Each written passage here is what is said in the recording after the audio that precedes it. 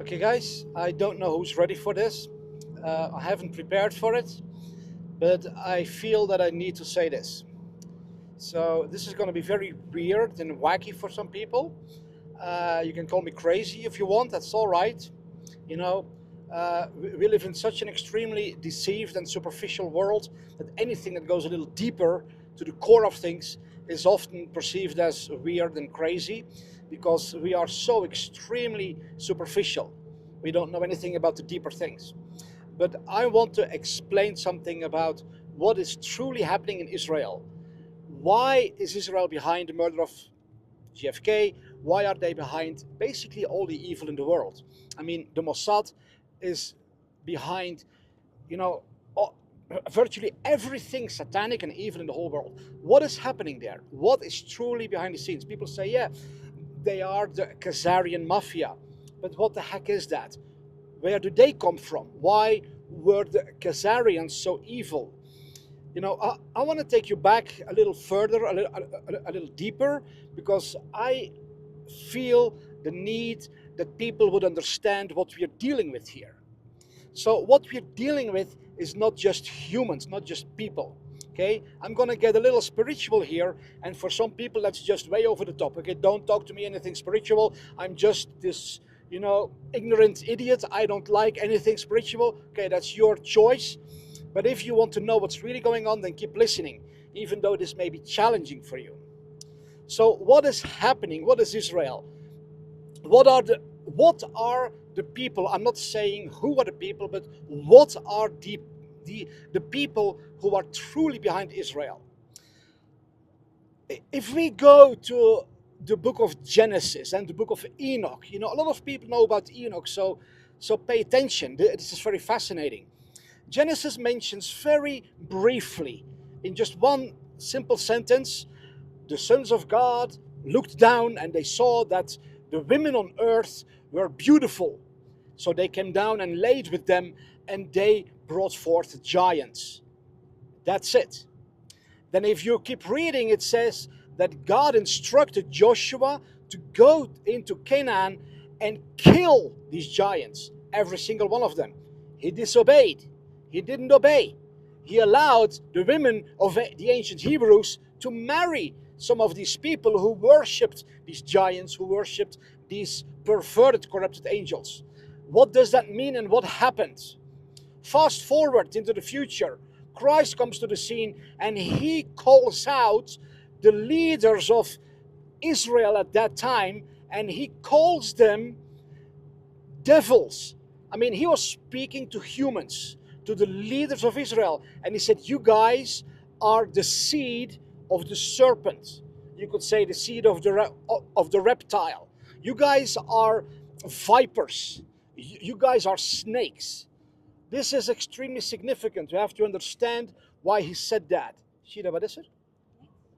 Oh, oké. Ja, ik dacht dat er weer een sheriff achter ons zat. Ik word helemaal afgeleid omdat hij opeens van de weg afgaat.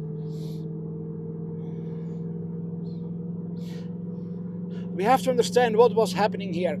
These leaders of Israel were addressed by Jesus as the direct descendants of Satan. Not just evil people. He didn't say you guys are just bad people. No, he said you cannot come to me because you are the descendants of the dragon. You guys are the children of the devil. You guys are sons of hell, of the underworld. They were literal beings that were of the seed of Satan himself. This is far more significant than anybody ever realizes. This means that they were not just humans. If we go to the book of Enoch, then he goes into a lot greater detail here.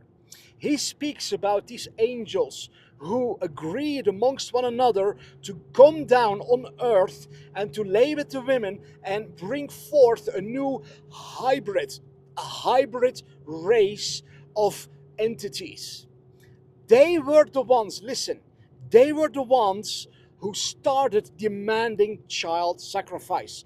They are the ones who needed to drink the blood of children in order to sustain themselves, because they could not live only on the food that the earth provided. The scriptures say, and Enoch says, that they first demanded that the humans gave them food, and if that wasn't enough, then they turned to the humans themselves. So we are dealing here with something that happened, with a supernatural race of entities, that in folklore are just called angels, but there's the word angels is just one word that is used to describe thousands of different supernatural beings. Some are large, some are small, some are transparent, some are fire, some are lightning, some are, they can take all kinds of forms and shapes. Enoch says that there are beings that can take any form they want, okay? That they can shapeshift. And it's interesting that people are who look into this kind of stuff, they talk about shapeshifters, and pay attention that Disney has released an animation movie about shapeshifters. So they are trying to show something. But I believe that the reason that Israel is chosen to be the center of the one world satanic government, that it is the headquarters that pushes pedophilia on the world, LGBTQ, transgenderism, pornography, all the evil, mind control, pandemics, poisoning of the food, vaccines, big tech, big pharma, everything. All that evil it goes back to these beings. And in traditional Christianity, we've been so dumbed down with such little knowledge that all people know is, oh yeah, the devil. Forget about the devil. The book of Enoch speaks about Satans, that there are many Satans. There are many beings, corrupted beings. There are many angels that have chosen perversion, corruption, wickedness, transgression, and they are the ones, listen carefully, they are the ones on the one side that are being worshipped as gods in the many religions in the world. All these demon religions in Africa and Asia, all over the place, in Scandinavia, where they worship these supernatural entities. I believe that goes back to these angels who came on the earth. They demanded to be worshipped as gods because they had supernatural powers. But I'm getting off track. We have to stick to Israel. The reason Israel is the heart of all evil in the world, while being presented to the church as the heart of God, it's crazy. It's crazy beyond imagination. Is because these demons, these fallen angels, these spiritual entities, they still want to rule over humanity. They want to kill humanity. They want to enslave humanity. They want to be God. And so we are not dealing here with, fake Jews or corrupted politicians or even Khazarians. It all goes back way further. If you look at the Rothschilds, have you ever heard the expression blue blood? If you are of nobility, then you have blue blood. That's what they say. Well, the Rothschilds are from a different species. They are not Homo sapiens. They are Homo capensis. Homo capensis, look it up. Homo capensis is a variant of the human race. They have a different skull structure. They have different DNA. They have different blood. And they have no ability to love. They have no empathy. They don't have, God created man with the ability to love, because God is love. These beings are not created by God. They are created by a perversion, a corruption of the human race by fallen angels. There's a lot of stuff going on there. I'm also summarizing it very fast, in fact also very superficial, but just, hinting at it so that people would understand at least something. But these beings, I mean, the Rothschilds, Jacob Rothschild, who just recently died, he had this elongated skull, just like several others. This shows they have a different lineage. They have a different origin. And Christ said, they cannot come to me. You cannot hear me. You cannot receive me. You cannot come to salvation because you are the direct descendants of evil. And so that's what we're dealing with here, people.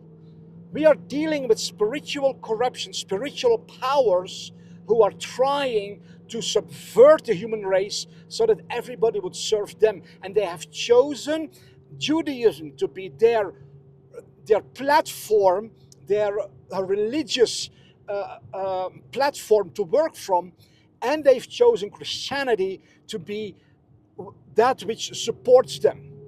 Through mind control, through brainwashing, through false teachings, even though the true Christian faith exposes them. The true Christian faith, what Jesus said is, you guys, you say you're Jews, but you are children from Satan. You are a synagogue of Satan. I mean, so Jesus exposed them. But Christianity is so brainwashed and mind controlled that the churches support them. Okay? So this is very interesting. I can go on a lot more about all of this, but I just wanted to give you this little glimpse of understanding that there is way more going on than just money or corruption or perversion or, there is a real spiritual revolt, a spiritual rebellion going on against the Creator, against humanity, against everything that's good. And the answer is that the true sons of God, the true pure-hearted children of the Most High, and this has nothing to do with religion. Religion kicks this out of you. It tries to oppress you.